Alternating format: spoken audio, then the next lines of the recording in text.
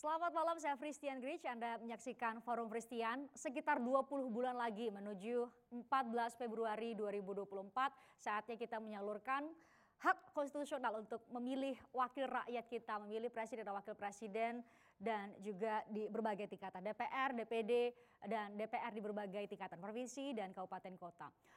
Kita coba lihat tahapan pemilu memang masih sekitar 20 bulan lagi ya.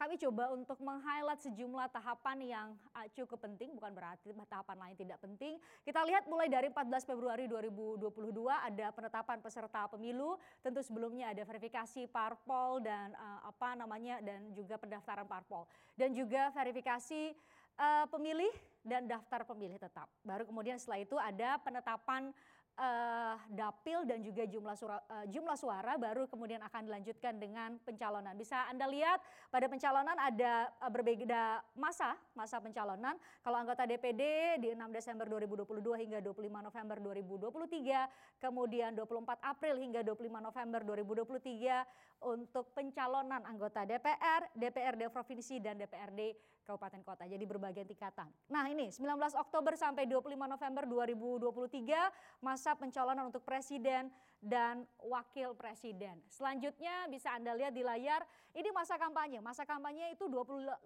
November 2023 hingga 10 Februari 2024.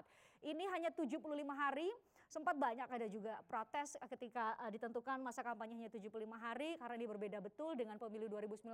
Kita tahu ketika itu 5 bulan dari 28 September 2018 hingga 13 April 2019 ketika itu. Baru ini kemudian tadi saya sebutkan 14 Februari 2024 saatnya kita menyalurkan hak konstitusional kita untuk memilih para wakil rakyat kita dan juga presiden dan wakil presiden. Selanjutnya akan ada penetapan hasil pemilu dan juga pengambilan sumpah dan janji untuk presiden dan wakil presiden, anggota DPR dan juga anggota DPD. Selanjutnya kita lihat masih jauh, saya sebutkan masih 20 bulan lagi, tapi geliat manuver politik sudah mulai terlihat karena memang harus partai-partai politik sudah harus ancang-ancang karena alasan ini. Kita lihat, karena mereka harus mencari kawan koalisi untuk memenuhi ambang batas pencalonan presiden dan wakil presiden. Bisa Anda lihat angkanya adalah paling sedikit perolehan kursi 20%. Jumlah kursi di DPR pada pemilu 2019 atau 25% jumlah suara nasional ketika menjadi peserta pemilu di 2019 diusulkan atau diusung oleh partai politik atau gabungan partai politik. Sudah mulai ancang-ancang, coba kita lihat ternyata partai-partai politik sudah mulai bermanuver, sudah mulai saling ketemu ketua umum partai. Yang paling lebih dulu adalah pada 4 Juni 2022 sudah dideklarasikan ada 3 partai yang menyebut dirinya sebagai Koalisi Indonesia Bersatu. Kita dengarkan pernyataan Erlangga Hartarto, Ketua Umum Partai Golkar terkait hal ini. Bahwa 3 partai ini akan bekerja sama bersama atau akan bersatu. Bersatu itu sendiri berarti adalah beringin, matahari, dan Baitullah. Tadi saya sampaikan ada ambang batas yang harus dipenuhi oleh partai politik atau gabungan partai politik. Kalau Koalisi Indonesia Bersatu, kita lihat jumlah total kursinya adalah 148 kursi, artinya 25,7%. Ini ya sebagai akumulasi dari jumlah kursi yang dimiliki oleh ketiga partai, Golkar, Partai Amanat Nasional, dan juga P3. Tidak lama setelah itu, pada 4 Juni, setelah itu tanggal 22 Juni, kita tahu Ketua Umum Partai Gerindra dan juga Ketua Umum PKB bertemu di Kertanegara, di kediaman Prabowo Subianto. Sudah ada sinyal-sinyal chemistry juga disampaikan oleh Prabowo Subianto pada ketika itu di Kertanegara. Kita dengarkan berikut ini. Dengan demikian, komunikasi antara Gerindra dan PKB berjalan dengan intensif dan juga dengan partai-partai lain. Tapi alhamdulillah kita sudah mencapai titik-titik pertemuan, titik-titik kerjasama, titik-titik kesepakatan di mana kita secara garis besar menyatakan keinginan kita masing-masing untuk bersama-sama bekerja sama dengan erat. Kalau istilah anak zaman sekarang, kode keras. Kita sudah mencapai titik-titik pertemuan, titik-titik kesepakatan untuk bekerja bersama-sama. Kita lihat kalau kita bedah jumlah perolehan suara untuk bisa memenuhi ambang batas pencalonan presiden dan wakil presiden atau presidential threshold adalah sudah dipenuhi oleh yang namanya Koalisi Kebangkitan Indonesia Raya. Namanya seperti itu, PKB Gerindra, totalnya 136 kursi atau sekitar 23,7%, di atas 20% ya. Nah, selain tadi KIB, Koalisi Indonesia Bersatu, kemudian Koalisi Kebangkitan Indonesia Raya, ada juga partai atau ketua umum partai yang banyak sekali mungkin paling sering disambangi oleh partai-partai lain nih. Kita dengarkan pernyataan dari ketua umum Partai Nasdem. Banyak yang bertamu ke sana. Kira-kira ini sebagai sinyal untuk berkoalisi? Bagi kami berdua, belum ada satu hal yang cukup serius menjadi pembahasan di antara kami. Tapi telah mendapatkan sesuatu yang dimaknai. Ada banyak kesamaan pandangan, pikiran yang amat sangat dimungkinkan untuk dikolaborasikan bersama. Artinya chemistry yang ada itu modal dasar yang bisa kita kapitalisasi untuk suatu keputusan-keputusan atau kebijakan-kebijakan strategis yang lebih besar. Ya. Kode keras juga, artinya sudah ada chemistry disebutkan oleh Ketua Umum Partai Nasdem. Disebut koalisi Gondang Dia, biasanya wartawan menyebutnya demikian karena memang Nasdem Tower ada di Gondang Dia. Kita lihat bedah perolehan suara dari ketiga. Kalau memang tiga partai ini ya, Nasdem, PKS dan juga Demokrat bergabung, maka totalnya adalah 28,3%. Lebih dari syarat pencalonan, syarat atau presidential threshold ya, syarat pencalonan presiden dan wakil presiden.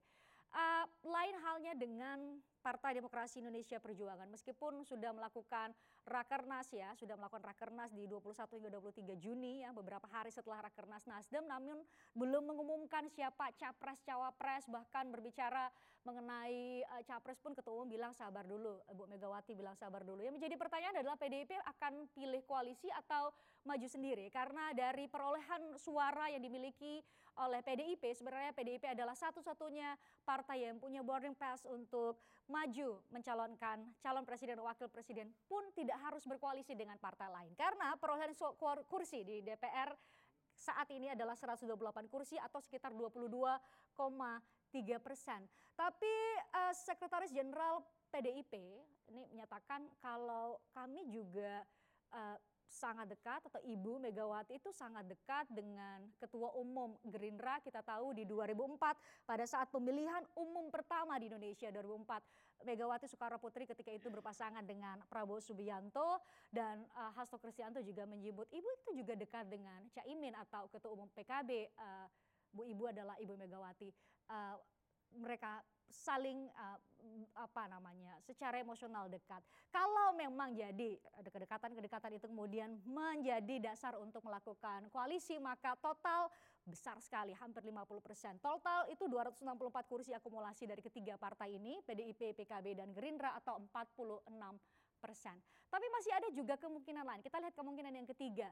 Sekjen PDIP juga mengatakan kita juga terbuka dengan Partai Amanat Nasional, P3 dan juga Golkar. Ini adalah kemungkinan ketiga. Kalau memang kemudian bersatu dan chemistry itu semakin menguat, besar sekali jumlah suara dari ke-5 partai yaitu 71,8%. Tapi ini kalau saya baca ada PDIP ya, ada Golkar, Gerindra, PKB, PAN dan P3. Tidak ada Demokrat juga PKS. Disampaikan oleh Sekretaris Jenderal PDIP Hasto Kristianto sudah ditutup pintu untuk berkoalisi dengan PKS dan Demokrat. Kenapa? Kita dengarkan pernyataan Hasto Kristianto berikut ini. Kurang elok dengan berbagai perbedaan ideologi kami tidak mengambil sikap politik atas kerjasama dengan PKS. Dan saat ini posisi PD Perjuangan mendukung Pak Jokowi. Sehingga tidak mungkin juga kita bekerja sama dengan Pak Jokowi dan pada saat bersamaan ada pihak-pihak yang terus menyerang pemerintahan Pak Jokowi dan kemudian dilakukan suatu penggalangan. Kurang elok dengan berbagai perbedaan ideologi kami tidak mengambil sikap politik atas kerjasama dengan PKS. Dan saat ini posisi PD Perjuangan mendukung Pak Jokowi. Sehingga tidak mungkin juga kita bekerja sama dengan Pak Jokowi dan pada saat bersamaan ada pihak-pihak yang terus ya menyerang pemerintahan Pak Jokowi dan kemudian dilakukan suatu penggalangan. Komunikasi politik, sinyal-sinyal, kode-kode keras dari para elit politik sudah mulai makin kencang hari-hari ini. Saya ajak Anda untuk berbincang. Saat saya mengundang tim Forum Christian, mengundang bapak-bapak ini, katanya kok saya diundang dengan pengamat politik atau analis politik yang lain. Ini mau dikumpulkan buat apa ini Christian? Mungkin bisa ditampilkan semuanya dulu. Karena saya yakin itu sudah jadi selebriti-selebriti beberapa hari ini. Coba kita ambil dari gambar white. Bisa diambil dari gambar sini sebelum saya kenalkan satu persatu. Ini hari-hari ini kayaknya di semua media diliput nih kayaknya. Ini saya nggak perlu perkenalkan nama-namanya. Tapi di sebelah kanan saya ada Mas Jayadi Hanan. Sebentar nanti ketuker ininya. Saya harus baca nih. Mas Jayadi Hanan adalah Direktur Eksekutif Lembaga Survei Indonesia. Mas Jayadi, thank you udah datang. Terima kasih. Kemudian selamat malam. Kemudian ada, ini saya mau nggak tahu nih nyebutnya sebagai apa nih analis politik. Lepas analis politik Paramadina, juga ada kedai kopi ya. Henry Satrio, terima kasih sudah bergabung di Forum Christian. Aduh, dada-dada dulu ya. Aduh. Menyapa pemirsa di seluruh Indonesia. Oke, terima kasih, terima kasih. Kemudian ada Boni Hargens, Direktur Lembaga Pemilih Indonesia. Bang Boni, terima kasih sudah hadir di Forum Christian ini kali pertama kayaknya ya, sama kayak Mas Jayadi. Kamu baru undang? Baru diundang. Christian lovers ya. Oke, terima kasih. Kemudian ada Mas Umam, Khairul Umam, Direktur Eksekutif Indo Strategik. Sama-sama sih dari Paramadina sama Bang Hensat. Terima kasih sudah hadir. Makasih Mbak Fris. Untuk share kali di Forum Christian. Kemudian yang baru pekan lalu saya undang ada Adi Prayitno, Direktur Eksekutif Parameter Politik. Bung Adi, terima kasih sudah ada di Forum Christian. Nanya nggak kenapa diundang bareng-bareng? Nggak tahu Christian. Iya nggak tahu ya. Jadi terpikir oleh tim, gimana kalau kita kumpulkan semua banyak analis politik untuk memberikan pencerahan kepada publik, untuk jadi tahu ini sebenarnya makna dari sinyal-sinyal, dari manuver politik para elit politik yang mungkin sebagian disebut kingmaker ini seperti apa. Karena terutama yang kepentingan publik ya Mas Adi adalah ini kira-kira capres dan cawapres kami ini ada berapa ya kan. Terus kira-kira aman nggak kira-kira menuju 2024 itu satu. Jadi aturan main dari selama 90 menit kita di sini silahkan sebelum saya nggak tanya juga nggak apa-apa. Mau menimpali satu sama lain juga nggak apa-apa. Kita ngobrol lepas saja. Tapi saya coba untuk mengatur ritme karena kita harus jeda juga karena namanya mengudara di televisi. Saya mau mulai tadi dari sinyal-sinyal yang sangat kuat. Ada yang bilang, aduh saya chemistry-nya sudah ada nih dengan Demokrat ya seperti Pak Surya Paloh gitu ya. Mungkin Bang Hensat ini sudah mulai menunjukkan peta politik 2024 atau bisa jadi masih ya bisa sangat berubah dari apa yang saya paparkan tadi? Ya bisa sangat berubah, tapi kalau dari pernyataan Pak Hasto tadi kan minimal kita bacanya ada dua koalisi ya. Koalisi yang isinya ada PDI Perjuangannya, satu lagi koalisi yang ada isinya PKS dan Demokrat. Demokrat. Gitu kan. Ya nanti apakah PKS Demokrat mau ditambah Nasdem atau KIB misalnya yang bubar jalan sebelum harinya ya nggak tahu juga gitu. Tapi minimal ada dua itu. Mudah-mudahan sih 3 pasang ya atau 3 koalisi sehingga kita punya 3 pasang calon presiden gitu. Calon wakil presiden. Ya. Kenapa Anda yakin nggak bubar jalan KIB? Saya malah yakinnya gini ya. Saat ini kan sedang ada gerakan gelombang perubahan ya. Bahwa akan hadir lagi pemimpin-pemimpin dari putra-putra terbaik bangsa. Nah KIB ini semangatnya not free market gitu lah ya. KIB ini semangatnya hanya elit partai politik saja yang bisa maju ke pencapresan gitu. Nah semangat ini menurut saya bertentangan dengan gelombang perubahan yang sedang terjadi saat ini gitu ya. Memaksakan sekali harus ketua parpol atau elit parpol yang bisa maju ke capres dan cawapres. Dari mana dasar Anda mengatakan itu? Disebutkan secara jelas dari... Oh beberapa kali anggota KIB itu bicara seperti itu gitu. Kami tidak akan mencalonkan calon presiden dari luar partai gitu. Hanya kami saja gitu kan. Itu kan menandakan bahwa ini ada semangat yang menurut saya sih nggak beres juga gitu. Mentang-mentang parpol gitu ya. Kemudian nggak terima putra-putra terbaik bangsa untuk dicalonkan gitu. Bahaya nih. menurut saya koalisi yang ini nih. Yang KIB ya? Makanya saya doain bubar gitu supaya putra-putra terbaik bangsa bisa menjadi calon presiden dan calon wakil presiden. Oke, kalau Henry Satrio, KIB yang disoroti, Mas Jayadi? Ya, tapi ada gunanya KIB itu kemarin ya. Kenapa? Jadi Karena pemicu, trigger. dia mempercepat. Trigger ya? Jadi mempercepat yang lain untuk memberikan reaksi. Meskipun sebetulnya nama-nama capres itu atau simulasi-simulasi itu kan sudah dibicarakan oleh semua partai sebetulnya. Cuman belum ada yang berani memberikan kode agak keras. Kan belum kode keras ya. KIB itu belum kode keras sebenarnya. Masih kode agak keras gitu. Tetapi sebetulnya saya menganggap itu baik sebetulnya. Tapi dengan syarat ya. Dengan syarat jadi sekarang kan ada dua pola pembentukan koalisi. Selama ini kita mengenal pembentukan koalisi berdasarkan ikatan kepada capres.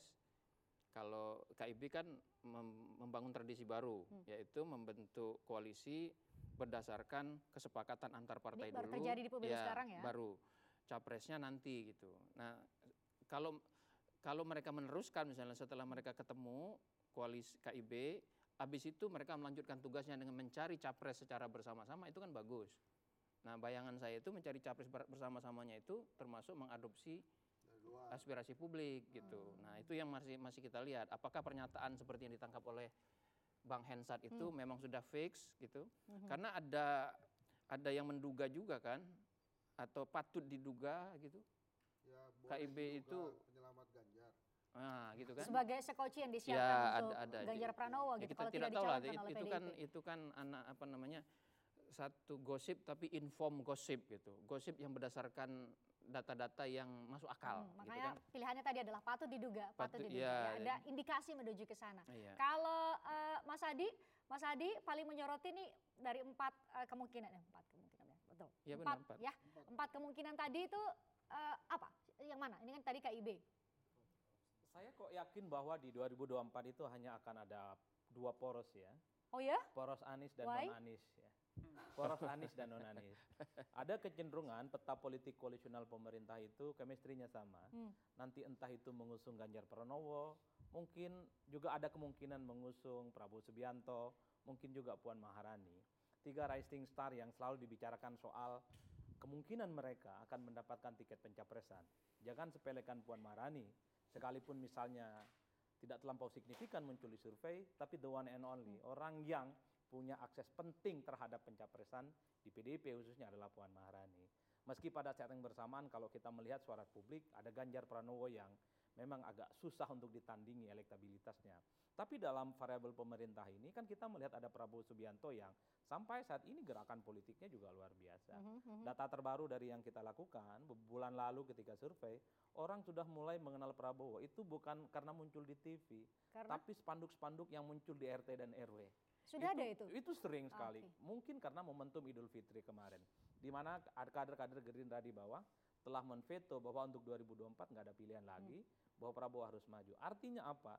Ini sangat mungkin menjadi satu kolam koalisi, Fris. Karena semangatnya satu, asal tidak Anies Baswedan yang kemudian akan maju di Pilpres 2024 yang akan datang. Kenapa saya ngomong begitu? Ketika Nasdem mengusulkan 3 nama kandidat capres, itu secara tidak langsung membuka front politik secara terbuka kepada PDIP dan kepada pemerintah. Kenapa bikin front politik? Satu, Anies ini kan selama ini terkesan dimarginalkan secara politik. Ketika dimunculkan oleh Nasdem yang saat ini menjadi koalisionalnya pemerintah, loyal terhadap Jokowi, itu kan secara tidak langsung ingin menantang siapapun nantinya yang akan diusung oleh pemerintah. Apalagi ketika nama Ganjar Pranowo disebut, tentu ini membuat hubungan dengan PDIP nggak nyaman kan antara Nasdem.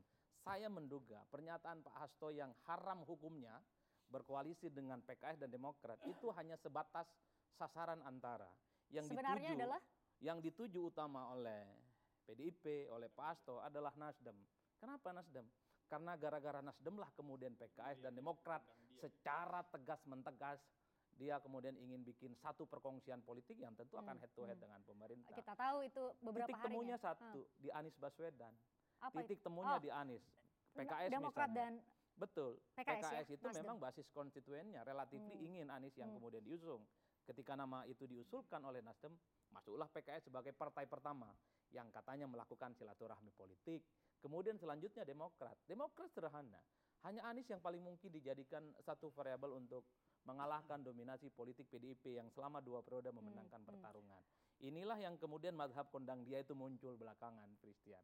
Makanya saya kok rasa-rasanya di tengah isu menghilangkan polarisasi politik, identitas politik, kalau masih ada Anies dan non-Anies, ada Anies yang konon selalu dikaitkan dengan politik identitas 2017, kok rasa-rasanya polarisasi dan politik identitas itu untuk 2024 ada di depan mata kita. Oke, soal polarisasi dan politik identitas kita bahas di segmen berikutnya. Saya mau ke Bang Boni, karena Bang Boni tadi yang ngasih bahasa tubuh mendukung dan kayaknya sepakat dengan Mas Adi. Kenapa Bang Boni? Ya saya mungkin harus jelas dari awal, Fris. Nggak bisa langsung ke pernyataan Adi. Tapi saya salut dengan pernyataan Pak Hasto. Saya agak terpukau tadi karena saya baru dengar. Ketegasan, saya kira itu yang kita butuhkan sebagai elit partai. Mesti ada pembelajaran politik kepada masyarakat bahwa pilihan-pilihan politik itu harus ada dasar ideologisnya. Dan ketegasan sikap PD Perjuangan buat saya ini satu pelajaran besar bagi sejarah partai dan sejarah demokrasi Indonesia ke depan. Dan kita harap ini konsisten. Artinya ketika Pak Hasto mengatakan bahwa haram bagi PDIP untuk berkoalisi dengan Demokrat dan PKS, ya tentu dasar selain karena perbedaan ideologi dalam melihat keragaman Indonesia, keragaman politik, tapi juga soal posisi politik mereka hari ini bahwa PD Perjuangan adalah pendukung, bahkan pilar utama pemerintah, di sisi lain Demokrat dan PKS adalah oposisi. Nah, maka serentak menyambung Bung Adi tadi, ini juga bisa menjadi sindiran bagi partai pemerintah lain yang kemudian sudah bermanuver kemana-mana untuk bahkan merangkul oposisi untuk merebut kontestasi 2024. Maksud Anda partai mana? Nasdem?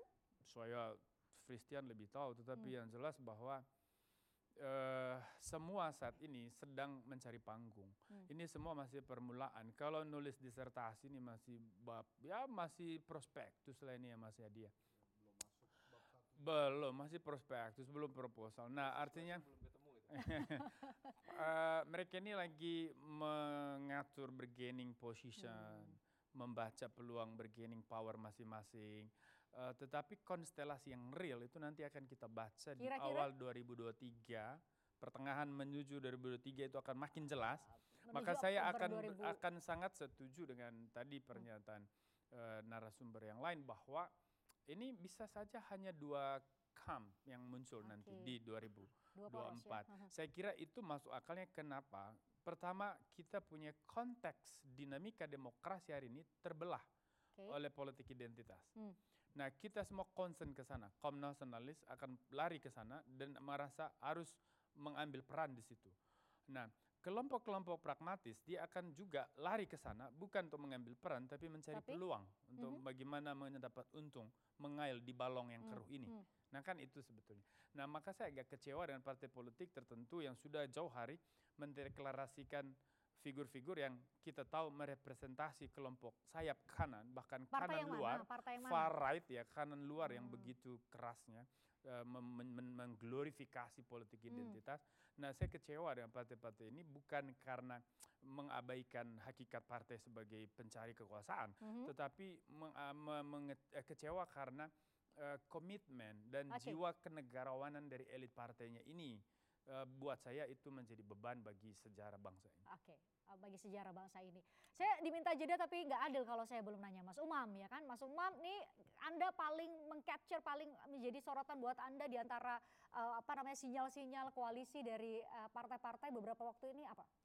Ini secara tematik dan juga nama, figur itu sudah mulai mengerucut. Kalau misal kemudian kita coba blended ulang, sebenarnya kalau misal kita bicara tentang politik identitas, itu ada juga satu nama yang selama ini juga menikmati insentif elektoral dari politik identitas, at least di Pilpres 2014 dan juga Pilpres 2019. Dan siapa? Ya tentu everybody knows, Mbak Christian juga. Saya nggak tahu. Ya let's say misal, begini, kalau bicara politik identitas itu dua polar. Iya, bentar. Kalau bicara politik identitas itu dua polar. Tidak fair misalnya, kalau misal kemudian disebut hanya satu polar saja, satu kutub saja. Misalnya kelompok Islam konservatif. Karena pada saat yang sama Ada juga segmen yang dikategorikan oleh Pak Fedi Hadis, oleh Diego Fossati, Wal Ali Wasabi Ajmain tuh, dan teman-temannya yang lain sebagai kelompok hipernasionalis. Artinya ada segmen dua poros kekuatan yang menikmati itu. Nah, kalau misal kemudian kita cermati, ada juga sebenarnya pihak yang kemudian kemarin menikmati itu. Dan kemudian kalau hati-hati kita mempolarisasikan satu nama misalnya dalam satu kutub, ya ada satu elemen tadi yang harus dibaca juga. Siapa nih? Kalau nggak ada subjek susah membayangkannya. Ya let's say misal Pak Prabowo. Ya, Pak Prabowo. Let's say. Tetapi agak uniknya kita sebaiknya tidak begitu simplistis misal dalam memetakan ini, karena ini kan musim COVID ya. Musim COVID itu menggunakan banyak protokol anti COVID itu. Cuci tangan, protokol kesehatan, jaga jarak, menutup dengan masker. Jadi cuci tangan dari narasi politik identitas, jaga jarak seolah-olah kemudian tidak tahu menahu, dan juga memakai masker. Kemudian blur. Nah, tapi kalau misal kita cek, ya sebenarnya di level ini, kalau misal kita mau bicara dalam perspektif anti polarisasi, anti eksploitasi politik identitas, ya kita letakkan pada level yang setara. Ya. Karena semua pihak, elemen-elemen ini, ada pihak-pihak yang juga menikmati friksi-friksi dan juga kontestasi itu. Kembali lagi ke pertanyaan awal, kalau misal kemudian ditanya berapa gerbong, memang most likely saya berkeyakinan masih tiga ya? Dalam arti kalau KIB memang kan sudah deklarasi, tetapi mentalitas deklarasinya itu bukan sebagai imam, tetapi sebagai makmum dia. Artinya apa? Kalau misal tadi disebut dengan sangat sopan dan hati-hati oleh Mas Jayadi sebagai sekoci untuk Pak Ganjar misalnya, artinya ini kan menunggu sikap keputusan dari PDIP sebagai imam besar dalam koalisi PDIP misalnya. Anda menduga PDIP yang bakal lead? Most likely, karena kalau misal kita cek KIB sendiri, anak Jaksel ya. Kenapa begitu? Karena kalau misal kita cek KIB sendiri tidak memiliki center of gravity yang jelas. Siapa tokoh yang ingin dijual? Siapa tokoh yang politically marketable? Most likely tidak ada. Nah, kalau misal memang kemudian diarahkan untuk Pak Ganjar misalnya, maka berarti ada ketergantungan, dependensi terhadap keputusan dari sikap PDIP. Itu kalau kita jadikan satu klaster. Tetapi di klaster yang lain, saya menduga Pak Prabowo masih akan terus berikhtiar untuk kembali maju di Pilpres. Lantas di mana Anies Baswedan? Di Anies Baswedan saya pikir memang betul tadi disampaikan oleh teman-teman, dia akan ada di poros misalnya Nasdem, Demokrat, dan juga PKS. Meskipun kita kalau misal melihat, menempatkan misal dalam konteks perspektif politik identitas, hati-hati, karena ini berpotensi kemudian menciptakan polarisasi baru. Yang ingin saya komentari misalnya terkait dengan Pak Prabowo, saya menilai Pak Prabowo sekarang di 2024 mendatang itu seperti layangan putus. Karena magnitude-nya itu tidak sebesar di 2014. Tapi hasil survei, berbagai lembaga survei kan teratas. Ini bisa dijelaskan. Pertama misalnya, ini potensi kemungkinan. Satu, post-election bias. Artinya beliau sudah menjadi veteran Pilpres 3 kali. Tingkat popularitas dan juga elektabilitas tentu juga mengalami akselerasi. Tetapi ingat, beliau tidak mendominasi. Nah, itu yang kemudian poin bisa dikonfirmasi. Di sisi yang lain, mungkin bisa dicek di datanya teman-teman semuanya, Mas Jai. Karena masing-masing punya lembaga survei ini. Iya, semua pasti punya data. Masyarakat kita di segmen kelas menengah bawah itu relatif tidak memiliki literasi politik yang cukup memadai. Oleh karena itu? Problemnya, hanya segmen tertentu di kelas menengah terdidik atas itu yang memahami bagaimana positioning Pak Prabowo sekarang. Artinya Pak Prabowo bergabung dengan pemerintah itu tidak dinotis oleh cukup besar segmen pemilih. Yang mungkin kalau misal kita berarti itu ada dampaknya terhadap keterpilihannya di 2024 menurut Anda? Tentu, kalau misal kemudian beliau masih ingin maju misalnya, ada basis pemilih loyal yang terjaga di situ. Nah, itulah yang kemudian menjawab kenapa meskipun masih tetap tinggi ya? Masih cukup tinggi, meskipun tidak mendominasi. Jadi koalisi merah misalnya PDIP, meskipun ini KIB betul ada potensi layu sebelum berkembang, dan ada potensi sejumlah partai akan check out. Kemudian Pak Prabowo dan juga misalnya satu lagi Anies Baswedan poros oleh misalnya koalisi dari Anies Baswedan.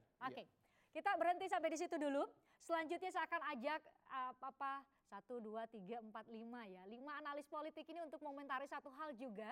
Saya sudah mewawancarai satu di antaranya, jadi punya kesempatan untuk mengklarifikasi soal ini. Soal apa kira-kira kami bahas sesaat lagi di Forum Christian.